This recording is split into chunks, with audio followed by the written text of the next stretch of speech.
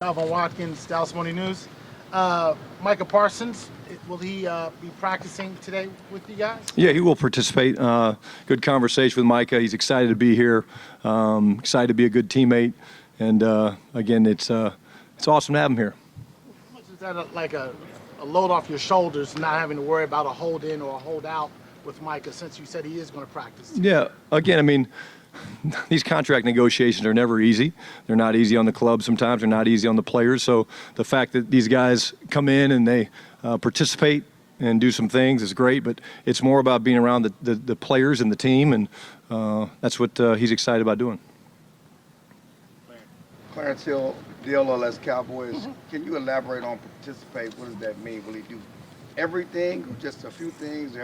Did y'all drill that down on how much he's going to participate? Yeah, I mean, it's a ramp-up period here for the next couple of days. So, again, there'll be different versions of participation. But, again, all the walkthrough stuff, some of the mock situations, things like that. And, again, individual stuff. So we'll see what it looks like as we get going. But it's a good plan. And, again, the biggest thing for me right now is that he's here and he's trying to engage with the other members of the squad. One other question. Rebels on NFI, certainly you have Diggs is on Cup. Can you just talk about cornerback and the guys you have out there, and if they're in need or is there concern about those guys, and when will they be available? Yeah, again, I'm not going to put a time frame on it, Clarence. Those guys are all working hard. I think I mentioned yesterday the biggest thing for us is we've got some youth at corner that we're excited about. You know, Kalen Carson is a guy that, you know, we really felt strongly about last year, played really well early on before he had the shoulder surgery. We'll move some guys around. You're going to see Duran playing in different spots. But in terms of those guys, their timetable, they're working hard. They want to be getting back, and no different. You can still gain a lot of knowledge and things by not participating, which those guys are going to be doing a lot of stuff, getting their bodies right so they can go full speed when it's time. Todd Archer with ESPN. How do you deal with the business of football when it comes to all this stuff? What's your philosophy going to be on that? I don't get caught up in it. You know, Todd, I think it is what it is. You know, I've been around this game a long time. And again, I'm excited that, you know, everybody's here. The energy's been great. The meetings have been awesome. Yesterday was a long day because the NFL gives you a bunch of mandatory things that you have to cover. We actually got into a little bit of football today, which is great. But the business is the business side. You know, there's contracts, there's negotiations, and if you lose a lot of sleep worrying about that stuff as a coach, it can be really frustrating. But you don't. You coach the guys, you communicate. I think that's one of my strengths is my people skills. I communicate to people. I'm open. I'm honest. And at the end of the day, I'm just excited that everybody's here, and the energy's been awesome. And I'm excited to go play some football. You thought about sitting in that chair for a while and having that first team meeting at a training camp. Did it match up to what you thought it would be? You know, I haven't given it much thought. I think once you do it, you know, those first couple times, you kind of get used to it. Like I said, the one thing about me, I've always been authentic. I'm going to lead to you know, my personality. We did have a competition. Somebody asked about it yesterday. Dak did beat Mike in ping pong, so that's big news to report. I'm sure Michael loved that I said that, but please make the note, Micah did not have his paddle. So because he didn't have his paddle, does it count? Probably. But we have fun. We have fun, and we coach them up. And, again, it's a great group of guys. John Troy with The Athletic. Can you give us just like maybe one portion of today's practice that you're really looking forward to the most? Probably the blitz period. I think blitz periods this time of year when you don't have pads on, you know, it's a ramp-up period, like I said earlier. So you're really in helmets. You don't even have the soft protective shoulders. So I think we're going to build off what we did in the spring in terms of learning how to practice. You know, our tempo is clearly defined of what we're trying to do. And, you know, that's always a good one because there's a lot of moving parts, there's a lot of disguise, and it usually is the fastest period in practice because there's movements, there's hot adjustments, there's cross trappers, things like that. So I always kind of like that, maybe as the old QB in me, how to pick up blitzes and test your protections against all of Flus's cool blitzes. Yeah, again, we're always just looking to add guys that have ability. Guy that we watched play for a while. I think we made some other moves too with Winfrey and Rochelle and guys, veteran players like that.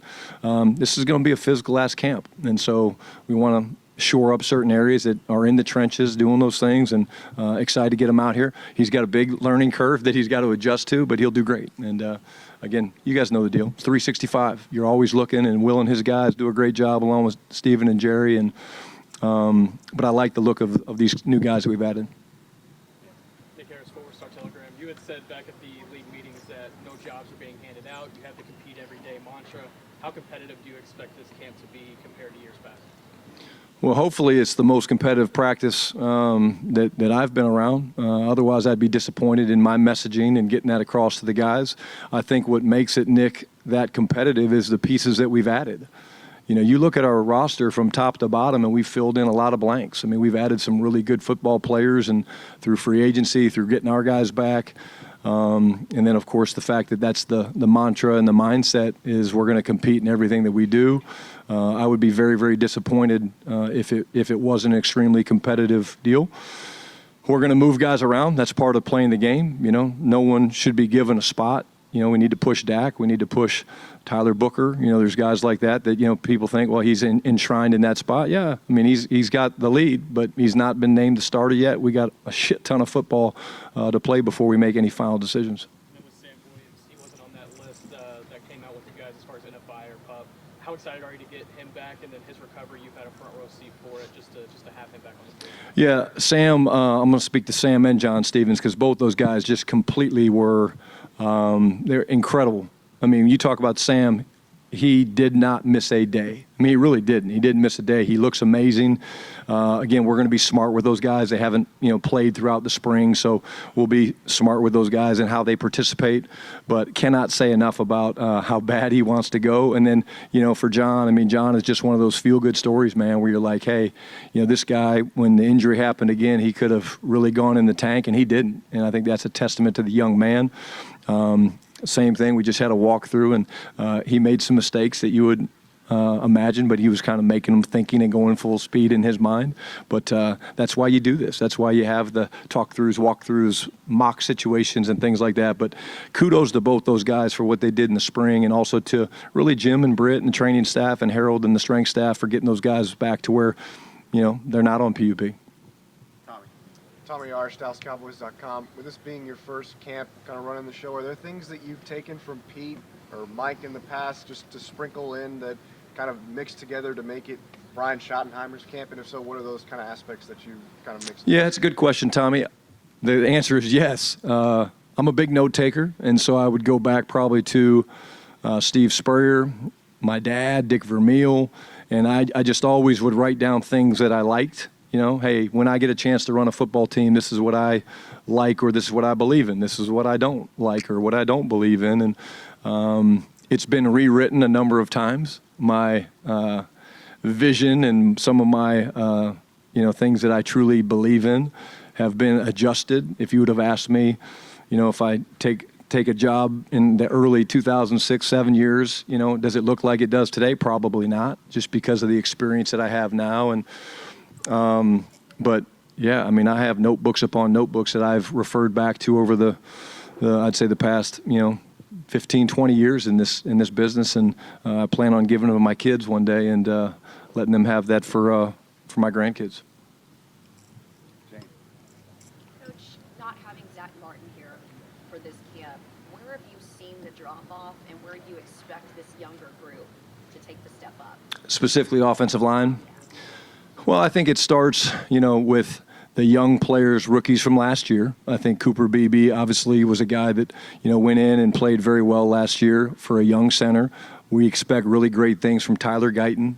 Again, I always go back to Jalen Tolbert. You know, what Jalen Tolbert did year one, it wasn't, you know, a great year for him. He was the first guy back in the building. Tyler Guyton's been the same thing. You know what you're going to get from Tyler Smith. You know what you're going to get from Terrence. Both those guys are incredible.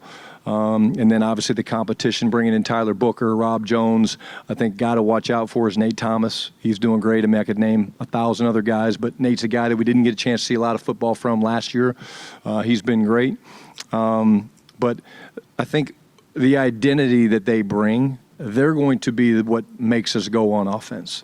The offensive line, they've always set the mentality, they've always set the mindset, and I think we've got the right type of guys that have the right type of makeup, the right type of competitiveness to allow us to play a very, very physical brand of football that we feel like will help us win a lot of games. Joe Hoyt, Dallas Morning News. Leadership was a buzzword yesterday. Obviously, you guys lost to Marcus Lawrence, some other veterans on the defensive side. When you have a guy like Micah Parsons who's kind of embraced this leadership and obviously showed up and is going to participate, what can that do for a locker room when you have a transfer of leadership?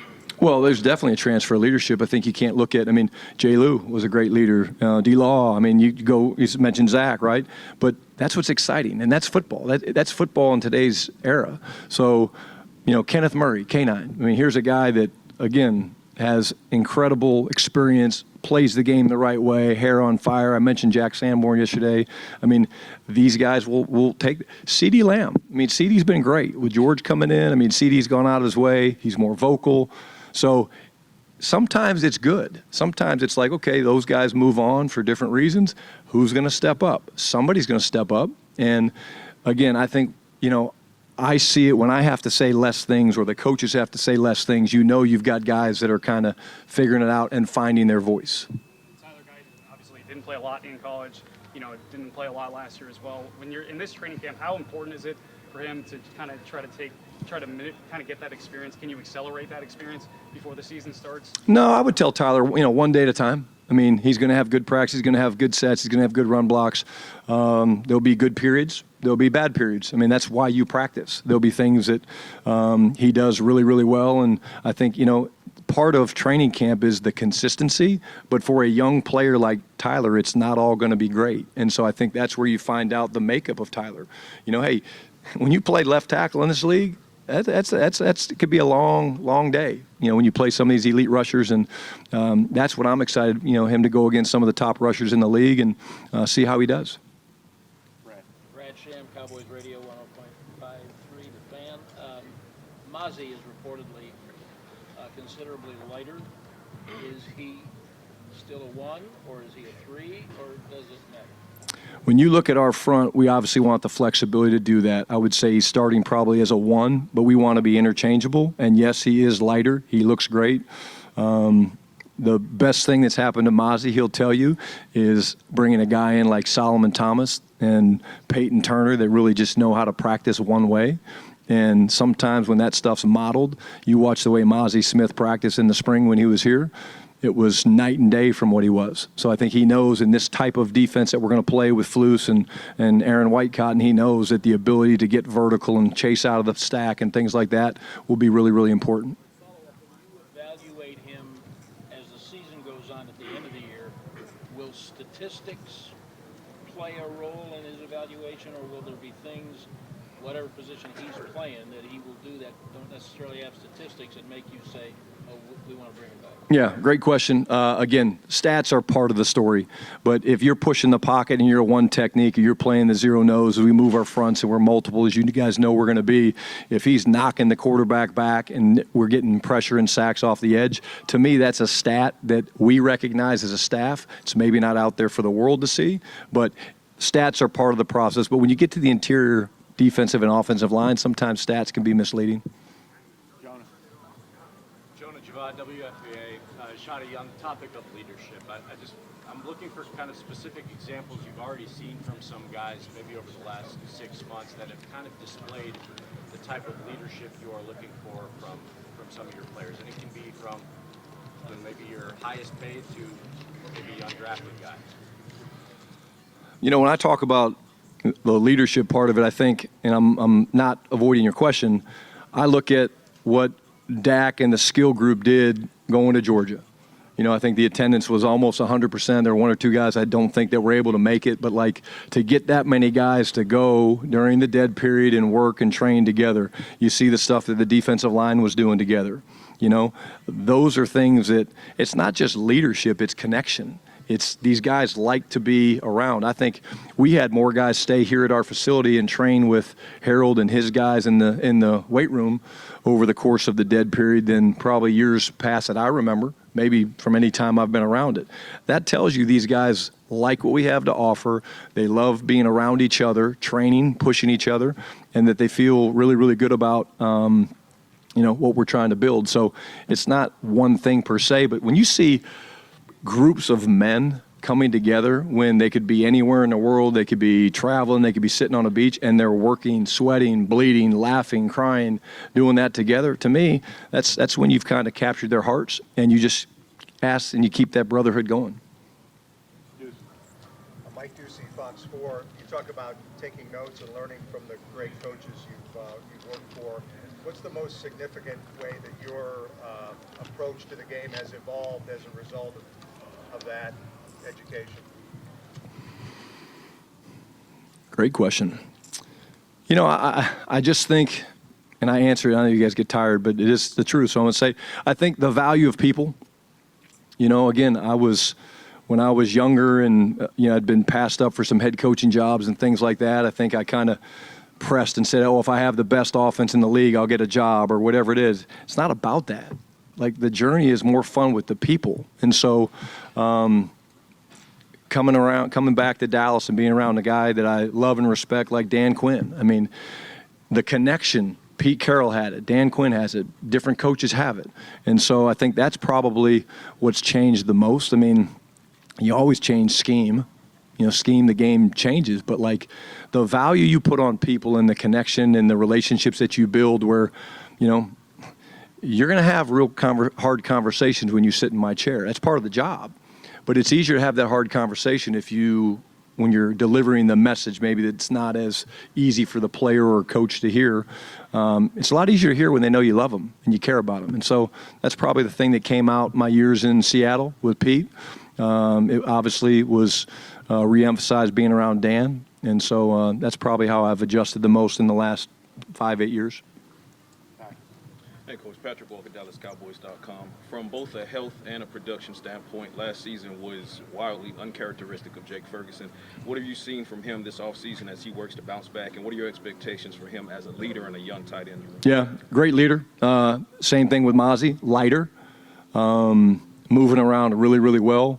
I think last year, you look at, first game against Cleveland, he gets his knee pretty banged up.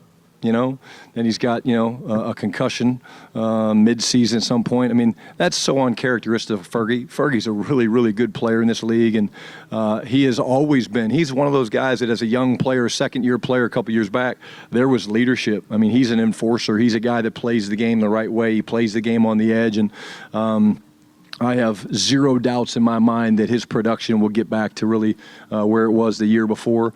I think last year was just kind of one of those years that you look back on your career and this is more of a fluke than anything.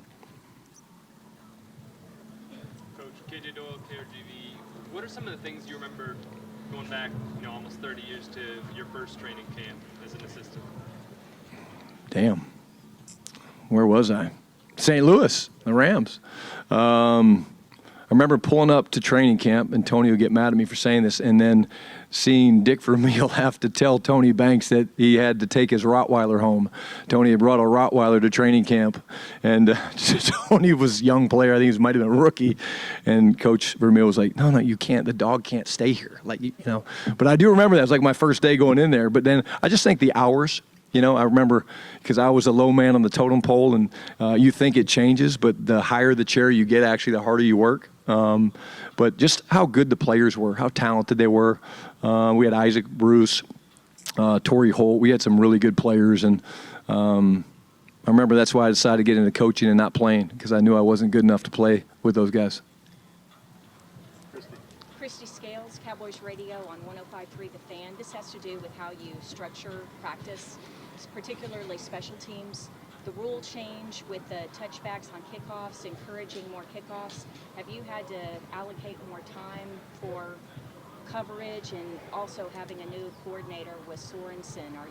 Have you had to allocate more time? We're aware of it. We started actually today, Christy, with kickoff. We'll do a lot of it. The rule change we think benefits us because of who we have returning, obviously. But Nick will do a great job. But yes, we did start with it today when we got into the meetings because it is different. And it's one of those situations that once the guys get familiar with it, they'll be fine. Joe Trahan, WFAA TV. Shadi, I want to pull on that thread about some of the past coaches and what you learned from them. And I would like to specifically talk about your father, because when you take the field for this particular practice, it's kind of the unofficial start of when we start doing this thing for real. What were your thoughts in terms of your father be? What will you think about? Have you thought about it already? What will be on your mind?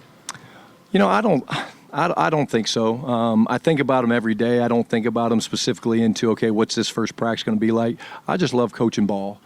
I mean, you guys see my energy, whether I was a quality control coach, a head coach, a coordinator, a quarterback coach, I don't change. I love this game. I love being on the grass with those guys. I love getting a chance to get face-to-face and teach them and correct them and congratulate them and things like that. You know, my dad was very different than I was. You know, he coached in a different era. And that's okay. And I think the thing that he was the best at, in my opinion, was the attention to details. I thought he was amazing. But I think where I will be emotional, I'm not going to lie, will be that first regular season game. The national anthem, I always talk to him during the national anthem. It's always been something that is important to me. Obviously,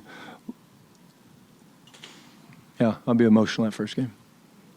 Bill Jones, CBS Sports Texas. You talked about building brotherhood on this team.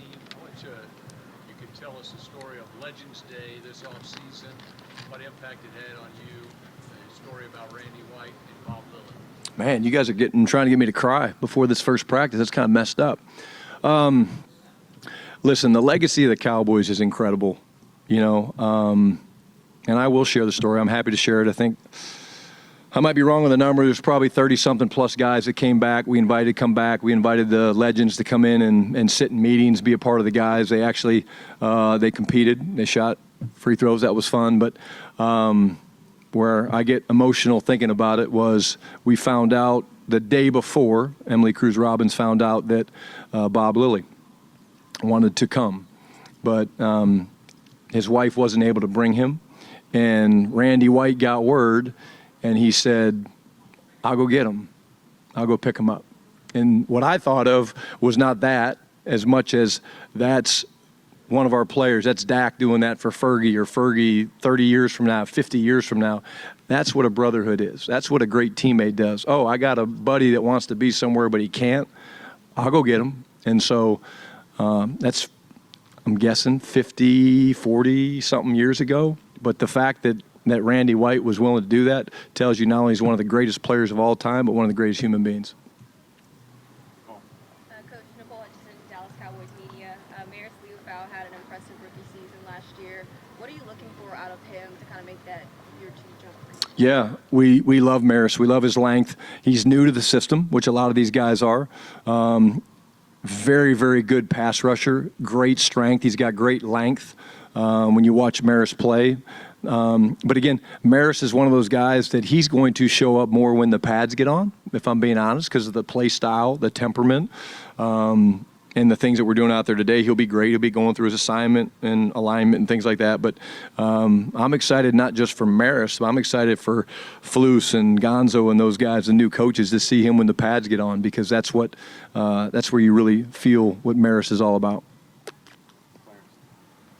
Getting back to Mozzie just for a second, because we've been here since his rookie year. He lost a lot of weight. They were trying to get him to go upfield. It didn't really work for him. Last year he gained weight back.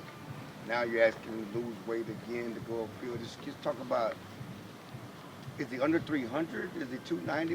What's that weight look like? Because when he was drafted, he was a big so-called nose tackle anchor for the run defense. Well, I think what it speaks to is, number one, is that when you change defensive systems, a lot of things change, right? So you went from DQ, then you went to Coach Zim, then I've obviously got Eberflus. There's different styles. There's different, the techniques, the way that you play. So Mozzie, in his experience and as he's maturing and figuring it out, has been in great communication with us, with A-Dub, White Cotton. He's realizing the system and that we want guys that can run. The size is fine. He can still penetrate. His leverage and ability to do and move people and things like that isn't compromised because of his length and size. But what he likes is the ability to retrace and chase out of the stack that he needs to do at a high level to be successful in this attack front that we play. Very, very different than what he was asked to do last year with Coach Zim, who's a great coach. But what it means is that, hey, we've got this system in place. This is the system we're going with. And again, we need some stability on the defensive side of the ball here and plan to have that for a long time. Like 305 with the under. He's right at 300. Brian, you mentioned yesterday that Dak's practice work will be monitored, I guess is the right way to say it. What does that look like? Is that he gets a day off, he gets a team period off, he gets one less rep? It's more reps. It's just more reps. We've adjusted some of the things we do pre-practice. He won't take every ball handling rep, with all the different running backs, and he won't throw to all the receivers. So it's just, everything's measured. I mean, this day everything's measured with catapults and how much, how fast they're moving and how much torque that they create in their bodies. But it's got nothing to do with taking practices off. We'd have to probably tie him up in the locker room to do that. But it's more of asking him, communicating to him why we want him to do this.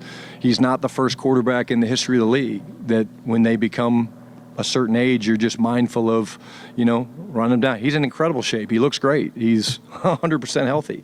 So it's got nothing to do with that. It's more about just, hey, let's be smart and don't need to throw 1,500 balls after practice. Get the throws that you need, and once you get those throws, you're good. And does that potentially impact what he may or may not do in preseason games? Yeah, I mean, we haven't decided that yet. A lot to be decided before we do that. Obviously, these next couple weeks of practice, but we haven't made any decisions at this time. But not really. I mean, we'll look at the practice reps first and then go from there. You had mentioned earlier that CD's been really good with Pickett since he's come to the building. Not to say he was checked out before, but have you seen CD's energy kind of come to life since Pickett's arrived? Well, I don't even think it's that. I think, CD, I saw CD when I first got here, and he was so excited to be back. CD missed last year's camp. I mean, you forget about that, right? He's like, I'm just happy to be back. I'm like, well, what do you mean? You've been here the whole offseason. He's like, no, here in Oxnard. I just think he's in a really good spot mentally, and he's excited that George is here. George has been great with CD. These guys train together, and they realize that with what we've built and having other guys that surround them, it makes it incredibly difficult on defenses to match up for us. But the love of football is important. I just say I love coaching. I love being around these guys. I think our players love playing the game, and they love playing the game together, and hopefully that's what you guys see over these next couple weeks. Pat, last one. You got 3 minutes. Hey, Brian. Pat Doney with NBC DFW. I was going to ask you about George Pickens in particular. I know you were impressed with him in the spring. What makes him special as a player, and how does having a weapon like that added to CD, to elite receivers like that, help you on offense in this upcoming season? Yeah, I would say that's my call-out song. His ability to track a football is uncanny. You can't watch the guy play the deep ball and be like, okay, that's just different. So when he's not doubled, he's really open. And so I think that's something we're getting used to with him. He's been great with our ability to move him around. It's been different. We think to maximize him, he can't just play one spot. He can't just play an X. We're going to move him around. He's been great with that. He's excited about that because he and CD need to be interchangeable. But the instincts are also uncanny, just for finding zones and, the ability to sit in windows that maybe some people don't see. But the number one thing that jumps out at me would be the ability to track the deep ball because it is uncanny. And building on that with Dak, how much does that elevate the potential of this offense to have another weapon like that overall for the offense? It's huge. I mean, I think you looked at us last year. We just didn't have enough explosives. I mean, both running and passing, we didn't have enough explosive plays. And again, defenses adjust and they change, but you have decisions to make. And when you have a receiver like that when he's one-on-one, you feel really good that he's going to be open, and at least you have a not 50-50, that's what everybody says, a 70-30% chance it's going to work. Get you excited game planning. Thanks, guys.